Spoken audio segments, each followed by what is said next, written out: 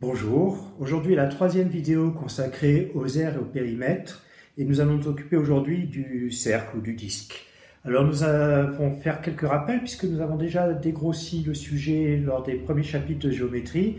Donc vous vous souvenez, pour calculer le périmètre d'un cercle, il fallait se servir d'un nombre un peu particulier qu'on appelait le nombre pi, un nombre avec une infinité de décimales.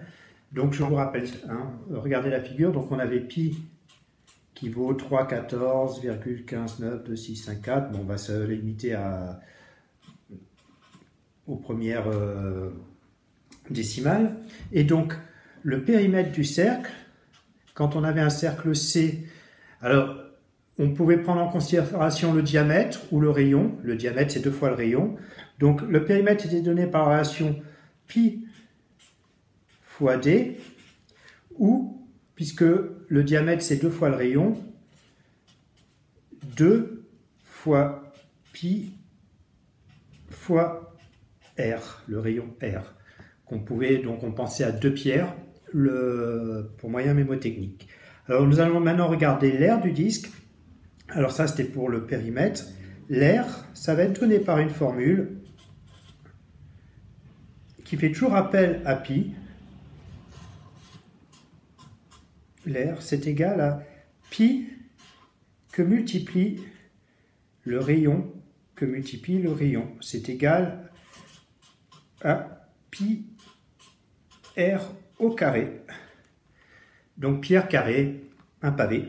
C'est encore un moyen mémotechnique de se souvenir de la formule. Donc pi fois le rayon fois le rayon. Donc je vais prendre par exemple, admettons ici que mon rayon fasse 3 cm. Je vais mettre R égale 3 cm. Donc exemple, avec R égale 3 cm, ça ferait A est égal à pi fois 3 fois 3. C'est égal à 9 fois 3,14. Bon, je vais me limiter aux 2 premières décimales de pi. Et ça fait 128,26. Alors là, ça va être des centimètres carrés, puisqu'on va multiplier des centimètres par un nombre qui n'a pas d'unité. Donc centimètre par centimètre, ça fait des centimètres carrés.